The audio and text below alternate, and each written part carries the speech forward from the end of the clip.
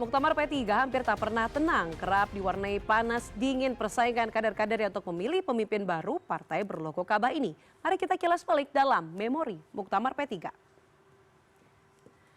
Kita lihat dari yang pertama, ini adalah Muktamar luar biasa tahun 1998. Ini memang di awal reformasi, dua kandidat sebagai calon ketua umum ini mengemuka. Ada Hamzah Has, kemudian juga ada AM Saifuddin.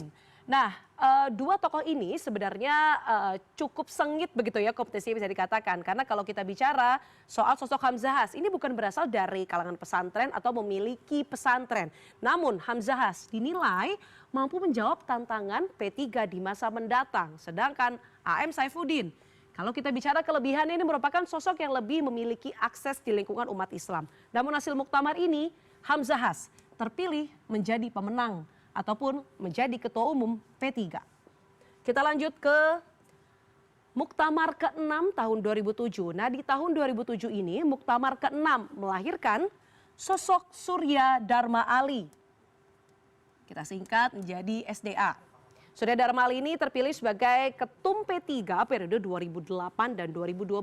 Padahal kalau kita kilas balik di 2 tahun sebelumnya, Surya Dharma Ali sempat diberhentikan karena mengikuti agenda percepatan muktamar. Nah di sini sebenarnya sudah disebut ada ketidakpuasan kader kepada kepemimpinan ataupun pimpinan partai karena dianggap meninggalkan tradisi partai. Lalu puncaknya ketika Surya Dharma Ali kembali terpilih kembali di Muktamar ke-7. Ia terkena kasus hukum yakni korupsi penyelenggaraan haji pada Mei 2014. Ia pun diberhentikan. Konflik ini tidak sampai situ saja karena berlanjut di Muktamar ke-8 di tahun 2014. Dari pemberhentian Surya Dharma Ali, konflik pun berlanjut karena Surya Dharma Ali ini menolak untuk diberhentikan, menolak pemberhentian itu dan malah memberhentikan sejumlah pengurus termasuk Suharso Mono Arfa. Kemudian ada Lukman Hakim Saifuddin, ada Emron Pangkapi dan juga narasumber utama kita pada hari ini yakni Romahur Muzi. Kemudian disinilah dualisme tercipta. P3 yang dikepalai oleh Emron Pangkapi ini menggelar muktamar di Surabaya. Kemudian hasil muktamar itu adalah Romahur Muzi ini terpilih menjadi ataupun secara aklamasi sebagai ketua umum. Namun selanjutnya tidak berapa lama dari muktamar di Surabaya, lahirlah muktamar baru ini di Jakarta. Nah ini menggelar muktamar serupa begitu ya dan hasilnya adalah Jan Faridz terpilih sebagai ketua umum P3. Jadi sebenarnya memang dualisme ataupun konflik partai ini bukan adalah barang baru begitu ya di P3. Akankah di muktamar 27 September mendatang tenang-tenang saja atau mungkin ada hal-hal yang mirip seperti sejarah begitu ya ataupun memori yang tidak kita bahas. Kita akan langsung tanyakan dengan Mas Romi yang sudah hadir di sini.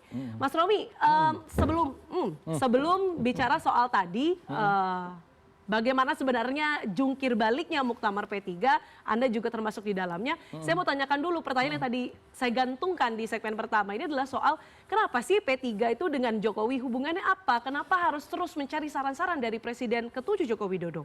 Oh tidak, itu sebenarnya lebih kepada hubungan pribadi saya. Oke. Karena saya mengatakan kepada Pak Jokowi, Pak, P3 ini pertama kali terpental dari panggung Senayan pada waktu Bapak Presiden. Ya. Saya mengatakan begitu. Jadi Bapak ini setengahnya secara moral harus ikut tanggung jawab nih untuk mengembalikan P3 ke Senayan lagi. Itulah kenapa saya kemudian mengatakan dengan pengalaman yang Bapak miliki, dengan posisi yang pernah Bapak duduki, ada nggak saran begitu. Tetapi tidak kemudian yang disarankan Pak Jokowi itu serta-merta ditelan bulat-bulat ya, karena memang beliau diskusi biasa saja, tidak ada yang aneh begitu ya, mengatakan memang calonnya siapa saja. Saya sebut ada beberapa nama yang sudah saya sebut pada bulan Desember 2024 itu karena memang nama-nama yang saya sebut itu sebelumnya sudah pernah ada nuansa ingin maju menjadi ketua umum, gitu. Karena apa tandanya? Mereka bertemu dengan sejumlah senior, mereka bertemu dengan teman-teman satu lettingnya yang kira-kira di P3 dulu pada saat di DPR, begitu. Terus Pak Sandi memang sudah lama karena beliau itu kan memang salah satu ketua yang ketua Bapilu kita ya, Badan Pemenangan Pemilu. Jadi bukan nama-nama baru gitu. Lantas kemudian Pak Jokowi mengomentari saja satu demi satu begitu. Tetapi kan soal nambah mungkin Andi Amran Sulaiman begitu yang di bukan hanya Andi Amran, Pak Jokowi pertama kali ya Pak Sandi lah yang paling cocok. Orang yang minta Pak Sandi ke P3 itu juga saya kok, begitu. Tetapi kan kemudian kita tahu bahwa partai ini adalah partai yang berada di dalam koalisi. Nah, tentu masing-masing orang memiliki fatsunnya kan. Pak Sandi misalnya kemudian mengatakan saya kalau tidak ada restu dari presiden juga tidak tepat. Bahkan sudah saya katakan, Bapak kan sudah tidak merupakan pembantu presiden lagi. Kenapa harus ada restu? Kalau Pak Andi Amran memang masih pembantu presiden, Pak Dudung masih pembantu presiden, Gus Ipul masih pembantu presiden, wajar mereka kemudian membutuhkan restu. Ibaratnya Mbak Diana mau kerja di tempat lain part-time kira-kira gitu, pasti restu dong sama pimpinan CNN di sini kan begitu. Nah, waktu itu kemudian Pak Sandi tidak mendapatkan reciprocal signal gitu ya, sehingga kemudian Gus kayaknya saya balik ke dunia usaha saja murni gitu ya. Nah, yang nama-nama sesudahnya seperti Gus Ipul, Pak Dudung, kemudian Pak Amran, semuanya tidak mendapatkan sinyal. Sebentar Gus, ini artinya apakah nama Sandiaga Uno itu sekarang sudah tidak tercatat sebagai kader P3? Atau... Oh masih, beliau kan hanya tidak menjadi ketua Bapilu saja. Baik. Beliau tidak pernah meninggalkan Partai Persatuan Pembangunan. Mas Romi, ini pas karena kita bicara soal ketua umum, saya minta Anda nanti mengomentari tokoh-tokoh yang nanti kita tayangkan di layar. Ini adalah tokoh-tokoh sebenarnya yang masuk ke dalam bursa ketua umum P3 yang rasa-rasanya harus punya kemampuan Superman begitu ya, Mas Romi ya. Harus punya kemampuan Superman, bukan Superman. Baik. Kita lihat tokoh yang pertama. Saya lihat ada nama Mardiono di sini. Silakan komentar, Mas Romi. Pak Mar ini kan PLT kita. Jadi memang beliau memiliki kesempatan untuk maju. Meskipun Anda sebutkan tadi ada permasalahan di pimpinan ada evaluasi, pusat. betul. Karenanya kan evaluasi yang paling menyeluruh ya di muktamar nanti. Kader akan memutuskan apakah akan mendukung melanjutkan Pak Mar kepemimpinannya atau tidak begitu. Kalau saya dari awal sudah mengatakan memang harus dilakukan evaluasi. Kenapa Mbak Diana? Karena dari 99 sampai hari ini tidak ada satupun partai politik yang setelah keluar dari Senayan mampu kembali lagi. Kenapa? Semuanya inward looking. Kami mampu, kami punya kader, kami bisa kembali sendiri. Nyatanya nggak ada. Gitu. Satu kata mungkin untuk Pak Mardiono? Menurut saya berhenti dengan secara terhormat di muktamar adalah yang terbaik. Itu. Kita lihat yang selanjutnya tokohnya. Yang kedua ada Tas Yassin. Ya, Gus Yassin ini kader muda. Ya, beliau sekarang wakil gubernur dengan perolehan suara ketika maju DPD saat itu terbanyak di Indonesia. Dan beliau saat ini juga menjadi salah satu kandidat yang dibunyikan di banyak WhatsApp grup cabang maupun wilayah partai. Dan ini mewakili generasi milenial ya.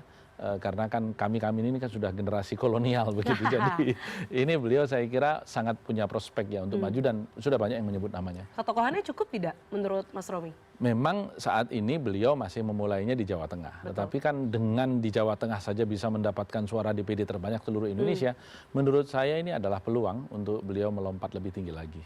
Satu kata untuk Gus Yassin? Maju terus. Maju terus. Yang selanjutnya kita lihat. Ini ada, ini yang tadi kita bicarakan, Sandiaga Uno. Saya komunikasi dengan beliau kurang lebih seminggu yang lalu ya. Jadi belum lama kan, sangat up to date begitu. Saya selalu menanyakan, Pak Sandi, ini ada salah satu cabang di provinsi bagian timur di Indonesia yang mendeklarasikan dukungan kepada Pak Sandi. Ini antum yang suruh atau memang spontan begitu. Ya. Kemudian yang kedua, antum ini masih minat atau enggak? Kan kita biasa itu juga pertanyaan semua wartawan aneh begitu. Tetapi sejauh ini saya tidak mendapatkan konfirmasi bahwa Pak Sandi mau maju. Ya, artinya apa? Karena saya kembali lagi ke dunia usaha, ke dunia bisnis. Ketika saya menanyakan tentang politik, beliau tidak menjawab. Tapi ketika saya menanyakan, Pak Sandi tolong bantuin dong, salah satu perusahaan saya mau IPO. Ya Gus, ini ada tim saya yang langsung respon gitu, quick respon gitu. Jadi saya melihat beliau sepertinya lebih memilih untuk ya stay away from politics ya, untuk sementara mungkin. Saya nggak tahu beliau yang berhak lebih menjawabnya, tetapi beliau tidak jauh. Jadi ya agak minggir sedikit lah, melipir sedikit gitu, dan beliau sedang membangun ulang saya kira kerajaan bisnisnya yang memang sempat lama beliau tinggalkan selama menjadi Kalau ada anggapan Sandiaga Uno kartu politisi. politiknya mati karena masuk P3, menurut Mas Romi seperti apa? Enggak juga. Politik itu dan politisi itu kan nyawanya kan bukan hanya satu. Artinya Pak Sandi memiliki 1001 cara. Beliau masih memiliki jutaan follower di semua media sosialnya. Tinggal beliau ingin kembali atau tidak. Kalau beliau hari ini belum muncul lagi di dunia politik, karena saya meyakini memang beliau belum ingin muncul lagi di dunia politik. Itu saja. Baik, kita lanjut ke yang selanjutnya, tokoh selanjutnya. Ini ada nama, nah ini tadi juga saya tanyakan, Andi Amran Sulaiman. Ini banyak sekali yang menanyakan, apalagi ketika kami wartawan Istana menanyakan langsung pada Andi Amran, menyebutkan saya ngurus beras aja katanya. Nah ini gimana Mas Romi? Begini, terus terang saja nama Pak Sandi, nama Pak Amran, kemudian nama yang lain juga, saya adalah yang mengundangnya. Kenapa? Karena tadi saya katakan bahwa kita membutuhkan seseorang dengan modal sosial yang cukup dan modal kapital yang cukup untuk membawa P3 kembali ke Senayan. Betul. Dan saya dengan Pak Amran ini sudah berteman sejak tahun 2009, sangat lama. Beliau pengusaha, saya pengusaha, dan kita tahu persis bagaimana karakter beliau. Orangnya sangat deterministik, sangat asertif ya, tidak dibuat-buat begitu, dan saya kira cocok. Maka saya kemudian mengajak beliau, mengundang beliau. Butuh 3 kali saya sampai pergi ke Makassar, ke guest house beliau itu, meyakinkan Pak Amran dulu banyak bersinergi dengan saya. Sekarang mohon Pak Amran bisa membantu saya. Nah, jadi gimana responnya Mas Romi? Butuh waktu lama untuk meyakinkan. Beliau sangat berminat, ya, tetapi tetap beliau mengatakan bahwa apapun judulnya saya harus fatsun, saya ini anak buah presiden. Saya harus mendapatkan restu dari presiden. Saya berkomunikasi dengan Pak Amran terakhir itu barangkali 2-3 minggu yang lalu ya. Beliau mengatakan, sudah Gus, memang saya memang harus berkonsentrasi membantu Bapak Presiden. Jadi buat saya itu adalah sebuah exit yang sangat elegan ya. Artinya memang tadi saya mau ngurus beras saja begitu. Jadi sama jawabannya sebenarnya. Oke, baik. Kita lihat yang selanjutnya. Ini ada tokoh yang juga mungkin pernah mengisi kabinet begitu ya. Nah, ini Fresh from the oven. Ini Fresh yang from the oven. Kemarin Betul. juga baru dideklarasikan. Apa komentar Anda soal tokoh ini? Beliau ini seorang yang cukup berhasil sebagai seorang pengusaha, punya latar belakang perusahaan di bidang nikel, di bidang pertambangan yang lain, di bidang sawit, di bidang properti begitu ya. Dan pernah menjadi anggota kabinet Pak Jokowi periode kedua.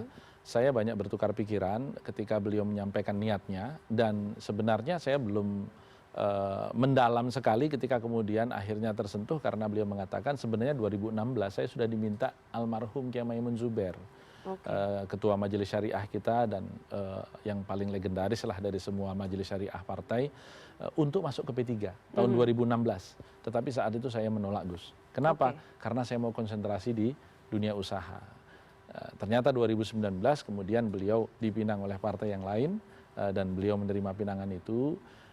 Beliau menyampaikan setahun yang lalu beliau menghadiri 100 tahun atau 1 abad Pondok Pesantren Pelosok yang cukup terkenal di lingkungan NU dan cukup besar, dan beliau mengatakan ketika melihat Kiai Gusdah ya kalau dipanggilan di lingkungan NU itu berpidato seperti mirip Mbah Mun, terus beliau langsung teringat Mbah Mun dan pulangnya langsung menelpon Gus Yassin, mengatakan, Gus, kita hidupkan lagi P3 bagaimana? Saya kok jadi teringat Mbah Mun. Nah itu saya terus terang apresiatif sekali. Saya tanya, Mas Agus mau jadi presiden? Enggak. Wakil presiden? Enggak. Menteri? Boro-boro. Gitu. Jadi beliau lebih senang untuk mengkonsentrasikan diri di dunia usaha, dan beliau mengatakan, Gus, mari kita jadikan P3 ini sebagai partai entrepreneur yang bisa menghidupkan partai, dan itulah satu-satunya cara untuk membiayai partai ini kembali ke Senayan. Oke, baik. Berarti ada sejumlah nama, tapi mungkin kalau saya lihat atau saya baca dari mikro ekspresinya, gesture dari Gus Romi ini kayaknya nama terakhir yang paling dor-dor. Iya, karena kemarin kami para ketua majelis, ya pimpinan majelis bukan hanya ketua, kemudian para badan otonom partai dari Angkatan Muda Ka'bah, dari Gerakan Pemuda Ka'bah, dari Wanita Persatuan Pembangunan, juga sekitar 20-an DPW lebih dari seluruh Indonesia memang berkumpul dan memang melamar Mas Agus Suparmanto ini untuk maju ke Partai Persatuan Pembangunan pada muktamar yang akan datang, tentu beliau mengatakan kesetujuannya kemarin itu tentu dengan niat bahwa tadi berkhidmat untuk P3, teringat oleh Kiai Maimun Zubair yang mewasiatkan kepada beliau agar ngopeni P3, begitu. Oke, kita harus jeda terlebih dahulu, Mas Romi. Di segmen berikutnya nanti kita tidak akan berdua saja, tapi nanti akan hadir 3 panelis yang juga bisa akan menanyakan dan memanaskan dialog kita pada malam hari ini. Tetaplah di Inside Politics with Diana Valencia.